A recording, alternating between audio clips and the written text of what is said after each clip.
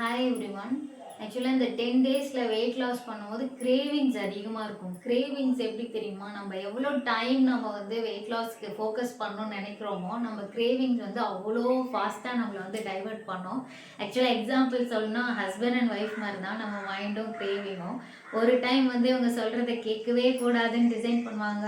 அப்புறம் ஒரு டைம் வந்து இவங்க சொல்கிறத மட்டும்தான் நம்ம கேட்கணும் அப்படின்னு. அந்த டைம் கொடுக்கறதுக்கு வந்து நம்ம ரொம்ப நாள் எடுக்கணும். ஆக்சுவலாக இந்த ஃபஸ்ட்டு 10 டேஸ் வந்து வெயிட் லாஸ் வந்து ரொம்ப ஈஸியாக போயிடும். அதுக்கப்புறம் நம்ம அதை மெயின்டைன் பண்ணி கொண்டு போகிறது தான் ரொம்ப மெயின். ஸோ கிரேவிங்ஸுக்கும் கண்டிப்பாக வந்து நம்ம வந்து டைம் கொடுக்கணும். லஞ்சுக்கு வந்து பார்த்திங்கன்னா, நம்ம லஞ்ச் கூட கண்டிப்பாக உங்களுக்கு ஒரு ஸ்வீட்டோ ஒரு ஸ்நாக்ஸோ ஏதோ ஒரு பிடிக்கும் அப்படின்னா கண்டிப்பாக நீங்கள் அதை ஆட் பண்ணிக்கணும். ஏன்னா நீங்கள் கிரேவிங்ஸை நீங்கள் கட் பண்ணீங்க அப்படின்னா உங்களை வெயிட் லாஸ் பண்ணவே விடாது. ஃபுல் டீட்டெயில் என்னோட வீடியோவில் இருக்குது பாருங்கள். தேங்க்யூ.